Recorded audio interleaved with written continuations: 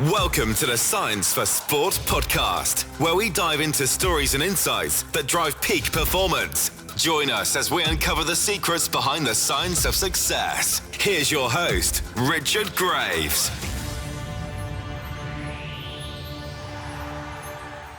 Hello, welcome to the Science for Sport podcast with me, Richard Graves.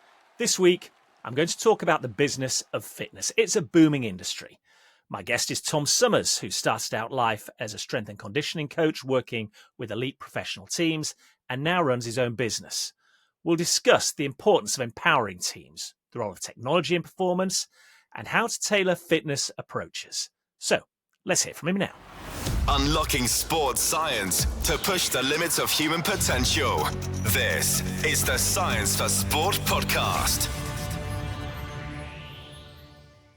Tom, I'm delighted you can join us on this week's podcast. You know, as I was preparing for this conversation today, I was thinking back, and I reckon it must be a good 18, 20 years since we first met when you were the lead strength and conditioning coach with Yorkshire County Cricket Club. Of course, you've progressed enormously over the years. You've branched out as well. You now run your own business, focusing on fitness. So it's great to have you on, first and foremost. Thanks, Richard. 20 years makes us both sound old or experienced. If you say it quicker, it doesn't sound quite so bad. But like I say, you've branched out. You now work with both clients from elite teams and organisations as well as individuals. So for our listeners, fill in the gaps in the intervening period for us. Yeah, so we spent 10 years, my wife and I and our two girls, living in Hong Kong. So we left the UK, moved to Asia, and took the opportunities that living in a city of Hong Kong's network and excitement brings. So we set up one and then two and then multiple facilities, serving different needs, different memberships, different teams. We're now back in the UK, and Eric and I and our girls, we came back a couple of years ago, but our business is still out there thriving and serving how we best know how to through science. So yeah, we went down the private route, leaving the pro sport of the UK. I left pro sport in the UK, and looked at opportunities overseas. And that was when we left was 2013, 2014. And then, 10 years living in Hong Kong and loving it. And like I say, based back in the UK now, but how has that initial experience of working with Yorkshire, with other elite team organisations, affected where you're at now, the business you run now, and the way you operate both with teams and clients? I now spend a lot more time with almost exclusively my time with my team. So my staff, my coaches, and we're building something that we think is really exciting and forward looking. And I think a lot back to the conversations. I was lucky to be in the room with the likes of Jason Gillespie, Martin Moxon, real forward, Paul Farbrace as well now with international teams. The language, the words, the frameworks they put in place. When I was in my young 20s, they were great. They were motivating coaches to be around. But it's incredible how much I now look back on those, and even the chairman at the time, Colin Graves, those conversations that I had infiltrate me now more in how I lead and I try to lead my team and our vision far more than they probably did when I was a strength coach on the grass with the players.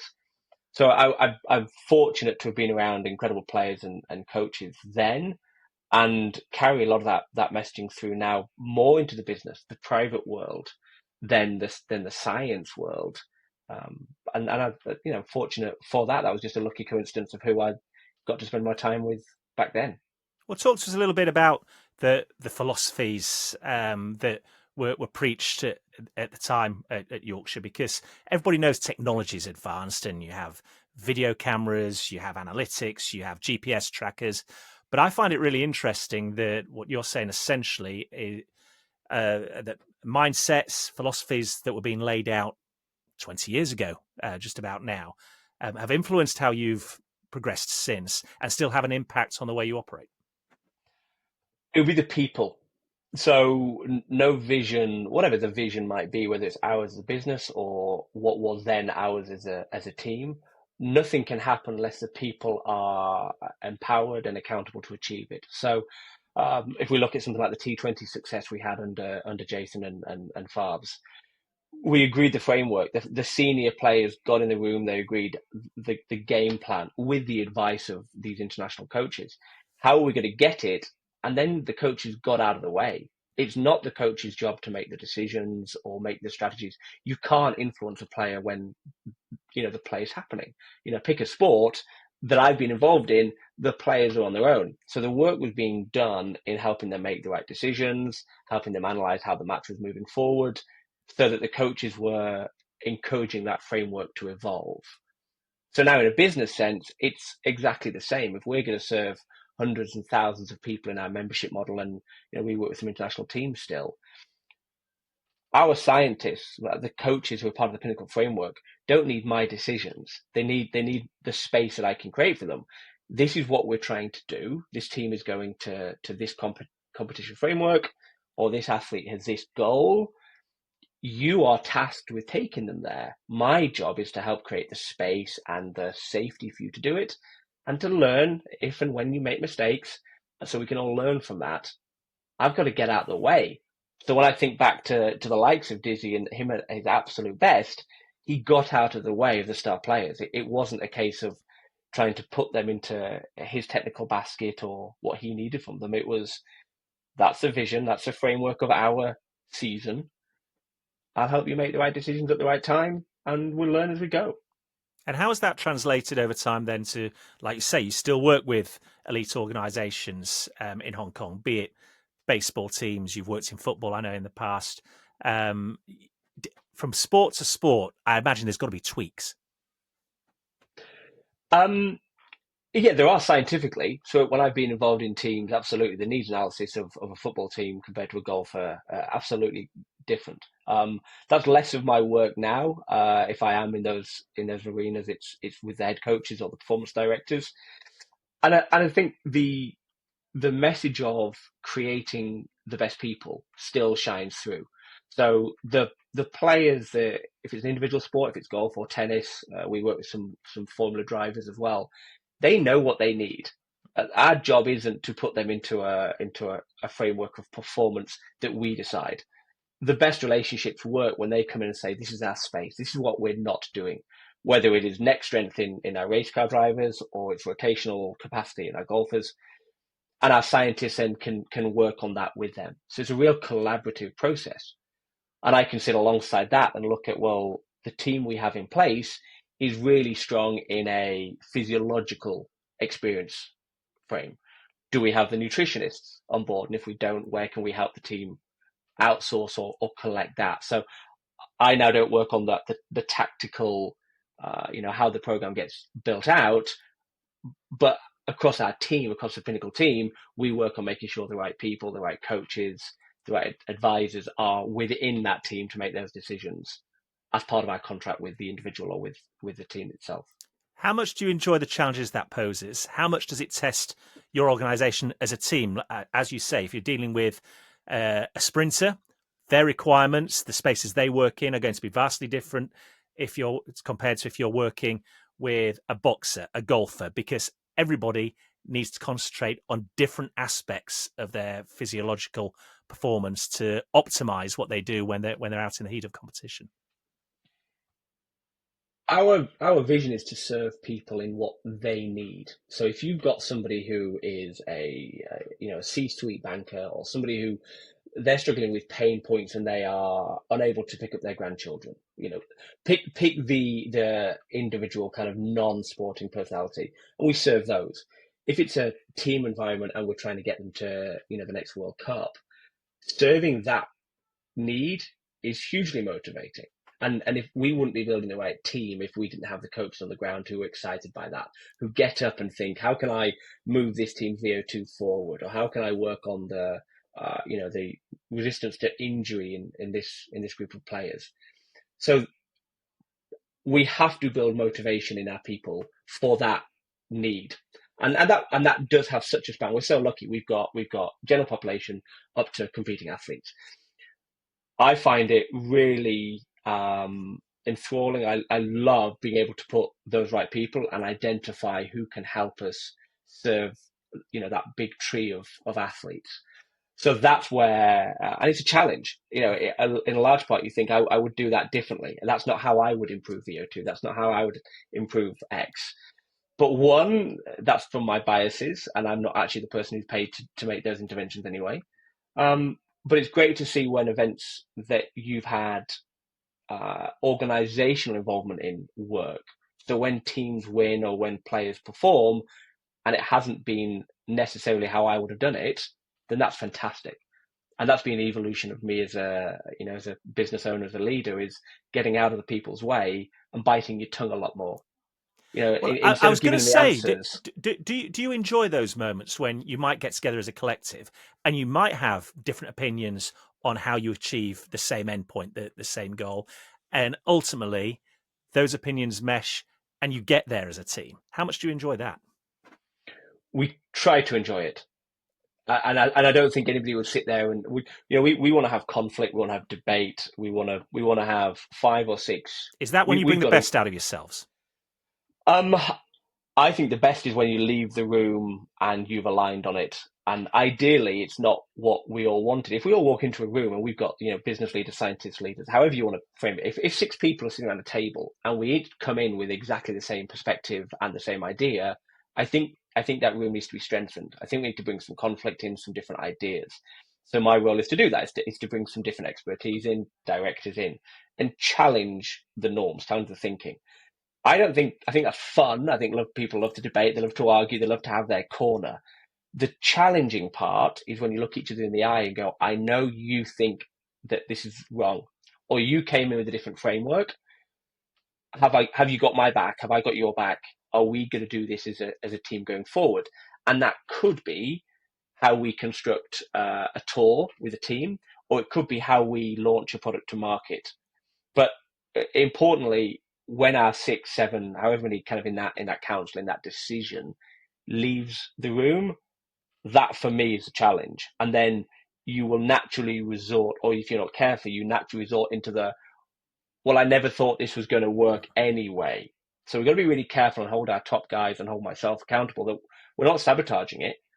We're here for the greater good. We're here to serve more people, or we're here to win a match. It doesn't matter whose idea it was. It matters if the result happens. And then if you can put the people in the room that create that, that's exciting. But that takes time and it takes trust. We don't get that within instant new hires coming in and bouncing ideas and arguing around. That's confrontational. It takes a long time to build those relationships with our people, to say, look, that's a great idea. It probably doesn't fit our needs today. Let's pin it and come back to it in 90 days or in a couple of months. So it takes time, but it's good and it works. It's a collaborative effort. Yeah. Just moving the focus a little bit, we've spoken a lot about teams and elite organizations. You've also said you work quite a lot with individuals from all sorts of backgrounds, and they won't necessarily be elite performers. They'll be people that want to stay fit, are active, like to be healthy. How does your focus then move to give them the best that they can be? The same framework. When we launched Pinnacle 13 years ago, the idea was to bring the professional institute, the professional sport, into the private sector. So we run the same level of profiling, we have the same force decks, we have the same scientific tools, whether you're a teacher or you're an aspiring full-time golfer. So we were able to platform the dream. Put me in a room where I can pretend that I'm an elite golfer, but I'm actually a lawyer. And that works. And it works in loads of ways. It gets the best out of the amateur golfer. It uses the systems. It probably is the same as Formula One driving technology that makes our cars better. Same idea. If we can use and refine our technologies and our facilities and our people so that we can make change at a high level, then we can sell that. And that funnels back into enable us to serve more people and make more adaptive changes. So we have to charge for our experience, and we have to privatize that because we can reach more people, and that in turn will help more athletes.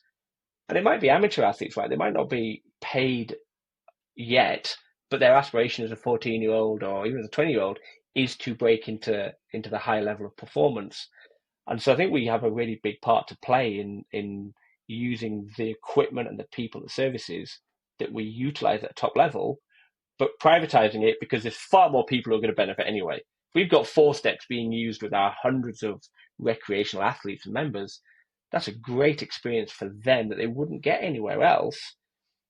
And it becomes a really kind of self-fulfilling cycle. It's really cool. And then we put them in a room where they're working together. So we've got some of our drivers working alongside some of our lawyers, and that's a really cool environment to be in. How much has technology over the years impacted how you operate as well? Because, I mean, we go back to 20 years ago at Yorkshire, and I can remember vividly turning up as a reporter there pre-season, and everybody would start on the bleep test. That's archaic now. You've already mentioned nutrition. You've mentioned different frameworks with it in which individuals then train and develop themselves. And obviously, you've got camera technology for strength conditioning. You've got the GPS tags everybody's familiar with, the vests. How much does that impact how you operate, and what do you find most beneficial? Ooh, I'd like to think we keep trying everything. Whether it's supporting GPS, in a football team, typically we've done that again with some of the hockey players, or it's the four steps. We use a lot in our profiling. So you've got, everything from the watt bikes. We don't do any blood work at this stage, but we've got technology in how we profile players, which, as you alluded to, goes back decades anyway. And that's just good practice. That's better than just looking at someone going, you need to be better at X. We put data behind all of our decisions. So we need technology to help us find that data. Beyond that, I think us at our worst is me saying, you need this technology to make your job better or your results better. And I step in and give technology. And so an example would be, we used to use barbell velocity, VBT. So we bought them in, all of our gyms had them, we put a lot of money in, everyone has to use these, and they just weren't getting used. That's Tom's technology going into dozens of coaches. They didn't see the problem, and therefore they weren't part of the solution. Waste of money, just a friction point. In return, years later, only a couple of years from now, our coaches who are on the coalface of writing the programs for hundreds of athletes, they're coming to us, coming to me saying, our current programming model doesn't work. It's too manual. We were using anything from G sheets to numbers to, whiteboards. We needed a technology where we can put templates in place and we can roll programs out to athletes on their phones and to iPads around our facilities. A centralized programming system. And because, one of our senior head of testing and programming, she brought that to us. She's also really ingrained in the solution of it. So she's the one who saw the fault, found the solution. So technology just has 10x value than anything I could say. Do you think that's a problem? Here's my solution. They go, that wasn't even a problem, Tom. Just get out of our way. So when we use technology, it's very much the team who need the technology will say, this is a problem. Well, great, go and spend some time on trying to find a solution and I'll back you if it's suitable. And that's when we've used technology at our best. We've solved problems that the people who have the problems have found the solution to. And this obviously all feeds into the fact that, fitness as an industry is now also a business. You hear everybody talking about how modern day society generally is more sedentary than it's ever been before, how being active has clearly great beneficial effects for an individual's health. And I guess from your perspective as well, that gives opportunities, but also potentially, if you don't get it right, creates problems. We used technology really well through COVID, as most people did. We had, call it 500 athletes, 500 members who overnight we couldn't see face to face. And so our brilliant people put a Zoom model together and we lifted our services online. And Hong Kong had a different lockdown to the UK, and we fumbled and refined our way through using technology for that. Now Zoom forward, we've stepped completely away from the remote programming. It's not what our people are passionate about, and I don't believe that's our place in the fitness market. And then we spend more time looking at wearables. So we've got Whoop bands on a lot of our athletes, certainly the athletes who might be in different locations, in Dubai or in Singapore, in countries where we're not physically based. We might have something like a Whoop band on them, so we can get live data on how well they're sleeping. but it still anchors into we need the right people to have that relationship. Technology, I haven't found a way yet, whether it exists, but I'm not interested in looking. We're not replacing our people with technology. We're augmenting how well they can deepen relationships and get results through technology. I think Whoop's that prime example at the moment, or any wearable Garmin. The information is only useful if it's distilled through an expert, through a specialist, and that's where our business model is moving as quickly as we can take it. We have the people to distill that information and use the relevant information, not just the noise that, if you're not careful, I mean, you can do it. There's so many different ways to be fit and healthy. Our people's job is to say, look, those 10 things that you were doing, 9 of them aren't going to get you there. Let's do this one, but let's do it properly, and let's do it for a year. And that doesn't take technology, that takes an expert. I'd imagine, though, you have clients that come to you, because I hear this with professional sports athletes as well. They might be wearing an iWatch or a smartwatch of some kind, and they'll come in and say, well, it's telling me this, and you're telling me that. Are we getting to a scenario where too much information is dangerous because we all think we know the value of it? Absolutely. And I'm not the expert, but I would imagine if you spoke to somebody in GPS, kind of the catapult systems in Teams, it's the same thing.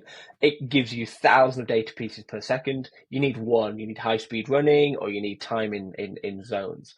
And it's the same thing with technology. And we've actually had to put in a framework where some of our athletes can get really derailed because their wearable tells them they slept badly. They didn't tell them they slept badly. They don't feel worse, but they check their app at the start of the morning, and lo and behold, they're not in a prime state, and it's a spiral. So we've had to put in, for some, you don't touch it. You delete the app, we see it, and we'll lead our conversations with you, but you do not look, you just charge it every 3 days. For others, it's make the decision, look at your program for the day, and then use the app, use the Whoop score to help assess if you were right. Were you reflecting on the right things in yourself? So absolutely, I think there's massive paralysis in how much information is out there, and in the science world, that's not going to slow down. That because everyone's selling you the magic button, the magic pill, the magic bit of data set.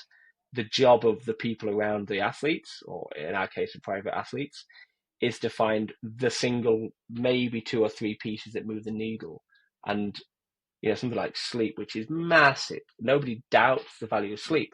But if you've got a top level executive who's flying 3 time zones in a week, telling them that they're not sleeping enough isn't going to help. They know that. They're doing 3 hours of sleep in a plane. We have to look at the strategies around that, and not just keep drumming the same square peg. I'm back to that same point. That takes the right people, the right specialists, and having that language with an athlete of any level takes time, and it takes real resolve. That's something that comes with experience. You don't come out of your first couple of gigs knowing how to speak to athletes. I didn't. Horrendous, thinking back to the conversations I had and the things I thought I knew. It takes time to find out what your 1 or 2 pieces of key information are. Yeah, it takes time, as you say quite rightly. It takes experience. I'm conscious we're coming towards the end of our time on this week's episode, but given what you've just said, and given that there's no way around it, technology isn't slowing down; it's only moving forward. How do you see fitness as an industry developing? What's the next big thing? How do you see it evolving over the coming years? What are you preparing yourself for? We're moving away from market races. The challenge in fitness is putting a value on yourself.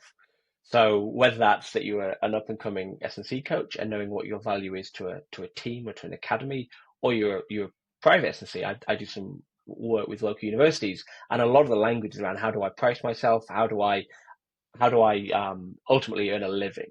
And I think that's where the industry needs to spend some time. Individuals need to spend some time thinking around how they value themselves, and therefore charge for their time, because I don't think the industry moves forward without people. So I think there's a huge market, and what we're doing is we're moving away from the race to the bottom. There's plenty of people who do that. We're elevating our services and our experience up in the price points, and to include more services, to include more data, to include more in what we price. So when we're using technology, we're looking at ways that can improve that. I don't think we're going to see fewer, whether AI comes in and starts telling you that you slept well and this is what you should eat in the day, and your fridge gets automatically delivered for you.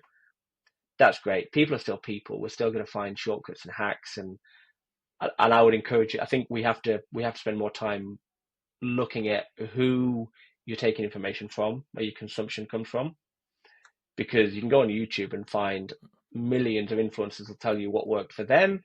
That's great. There's a lot of noise out there, isn't there? There's a lot of noise. And technology will continue to do that, finding your way of using it for your goal. And I think that's what makes fitness really interesting, is your goal is different, and it's tailored and bespoke to you. And so should your plan be, whether that's your reps and sets, or it should be on a more macro level of how you're spending your time, or what fitness trends you're following, making sure that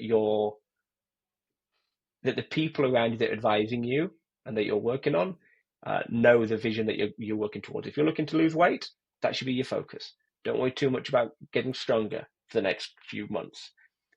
Start to be a little bit more tailored in how you're spending your time. And just finally, before I let you go, how can people, if they've enjoyed this particular conversation, stay across you on social media? What are the channels they need to be across? So we're on Instagram. We've got the biggest following we have, of course, is out in Asia. So Pinnacle Performance Asia. We're on Instagram, LinkedIn as well.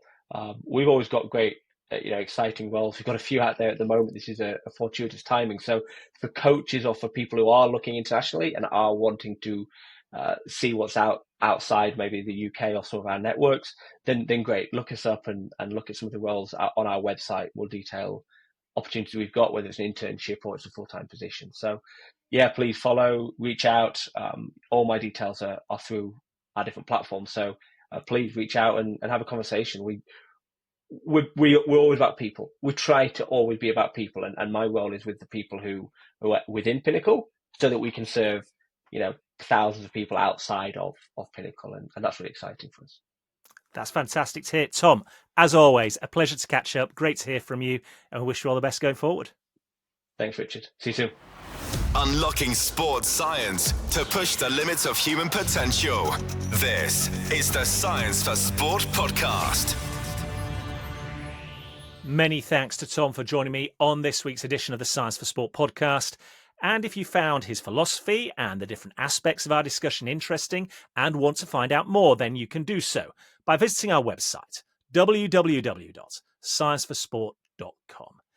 And if you've enjoyed this episode, then please do feel free to share it with a coach, a colleague, an athlete, or a friend. Remember, the more downloads we get, the easier it becomes for us to attract top-name athletes or professionals such as Tom at the top of their game. That's just about all for this week's episode. Thanks once again for listening, and I look forward to the next time you can join me on the Science for Sport podcast. Subscribe to the Science for Sport podcast now, wherever you listen to your podcasts. For more insights, resources, and to join the Academy, visit scienceforsport.com and connect with us on social media by searching for @ScienceForSport. Thanks for listening, and we'll see you next time.